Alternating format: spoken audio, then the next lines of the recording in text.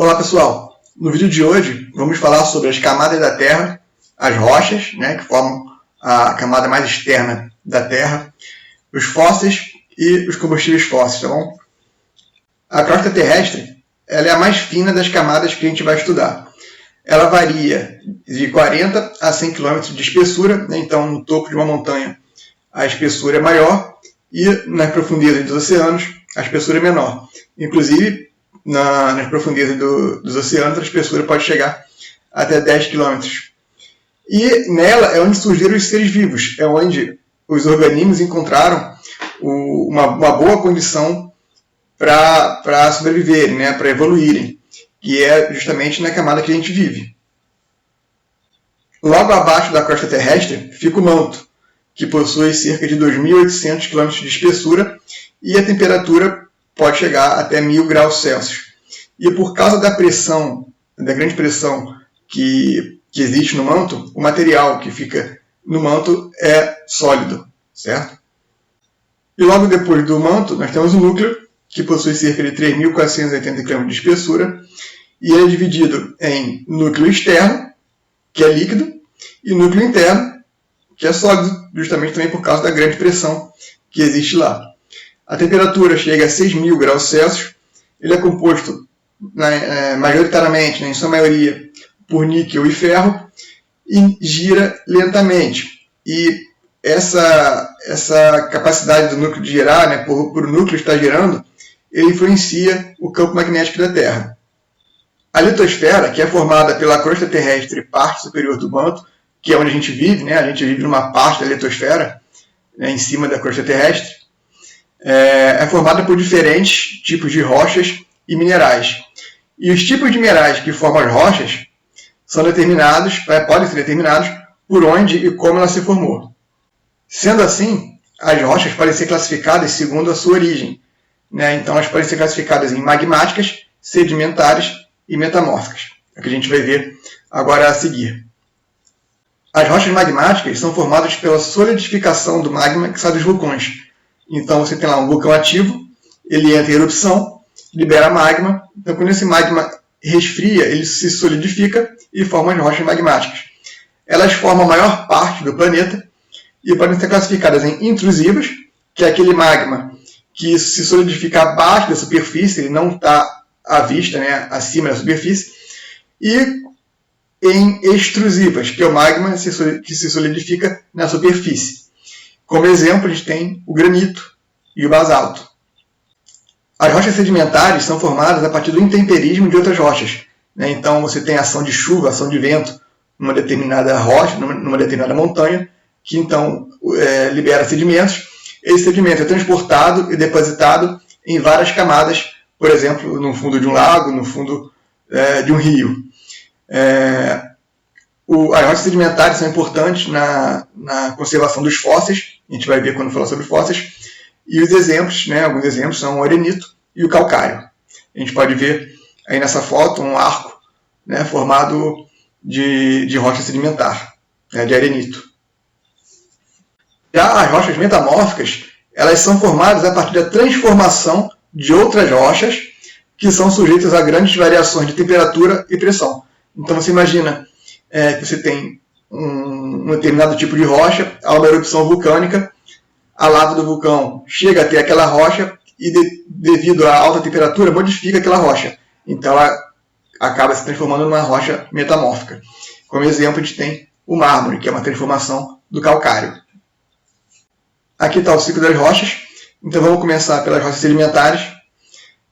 Então, por exemplo, essas rochas sedimentares podem sofrer metamorfose, ela pode se transformar devido à ação da temperatura e pressão. Então ela acaba se transformando em uma rocha metamórfica, certo? Já a rocha metamórfica, ela pode sofrer com intemperismo, a ação da chuva, do vento, e liberar sedimentos para formar rochas sedimentares. Ela também pode sofrer fusão e solidificação e se transformar numa rocha magmática, certo? Já a rocha magmática também pode se transformar numa rocha metamórfica com a ação de temperatura e pressão, ou também pode sofrer intemperismo, a ação da chuva e dos ventos, e liberar sedimentos para a formação de rochas sedimentares. Aqui nessa foto a gente está vendo um fóssil de lagarto, né, muito bem preservado.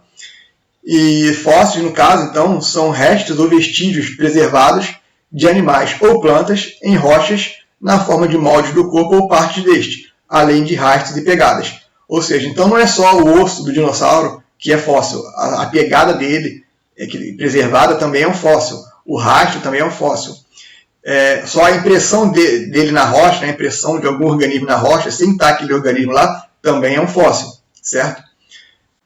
Um fóssil pode servir como pista para os paleontólogos descobrirem novas informações sobre a história da vida na Terra. Então, como é que a gente sabe que tipo de organismo, que tipo de animal, que tipo de vegetal vivia num determinado lugar há milhões de anos atrás? Então, se você tem um fóssil, é possível determinar qual tipo desse organismo que vivia naquele lugar. É importante a gente falar que, para a formação dos fósseis, na hora que a rocha foi formada, é essencial que ela tenha sido formada de forma lenta para não estragar o organismo que está ali. Então, por isso que as rochas sedimentares são muito boas na hora de armazenar fósseis, porque elas são formadas de camadas em camadas, com a deposição de sedimentos, certo? Então, a gente tem aqui no exemplo um dinossauro, né, morreu há milhões de anos atrás. Com o tempo, o sedimento vai sendo armazenado em cima dele, devagar, camada a camada, até que, por algum motivo, alguma construção de uma estrada, construção de um prédio, seja achado esses fósseis. Então, os paleontólogos vão lá, começam a escavação, retiram aqueles ossos e montam no museu, onde a gente pode ver lá, por exemplo, um esqueleto de um tiranossauro. Existem outras coisas, além dos fósseis, que também são armazenadas no subterrâneo, né? E, no caso aqui dos combustíveis fósseis, podem ser extraídos para a utilização do homem, né? A gente pode utilizar os combustíveis fósseis, a gente utiliza os combustíveis fósseis no nosso dia a dia.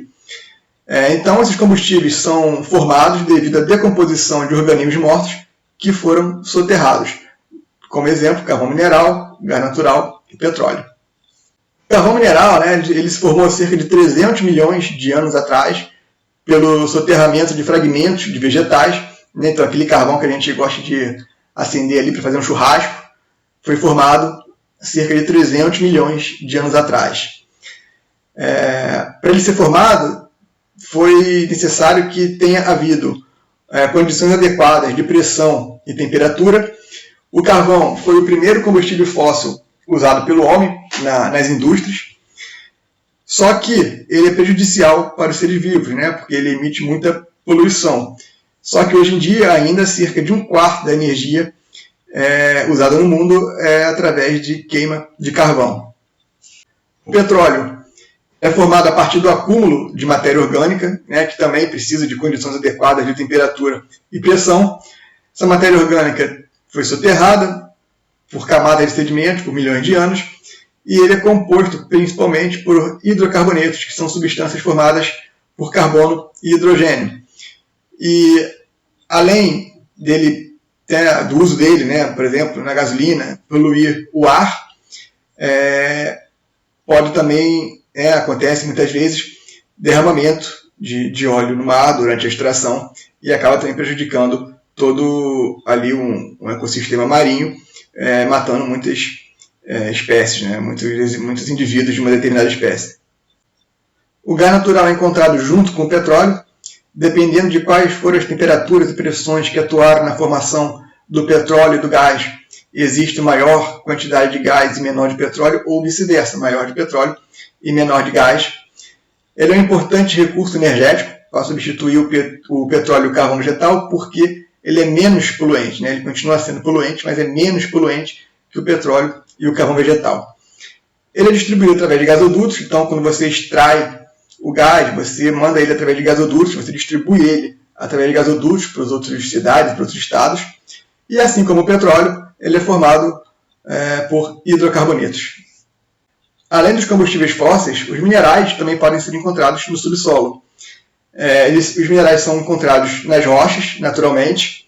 Muitos deles têm valor econômico, porque podem ser usados pelo homem, então o homem extrai aquilo para usar. Então, quando existe interesse econômico, o mineral é chamado de minério, né? Como, por exemplo, o minério de ferro que está aqui na foto ao lado. Então é isso, pessoal. Eu espero que vocês tenham aprendido aí um pouquinho sobre as camadas da Terra, que compõem a Terra, sobre o núcleo, o manto, crosta terrestre, sobre os fósseis, sobre os tipos de rochas, né? As rochas sedimentares são importantes aí para a formação de fósseis, sobre os combustíveis fósseis e sobre os minérios, tá certo? Espero que vocês tenham gostado. Um obrigado por assistirem. Um grande abraço e até a próxima.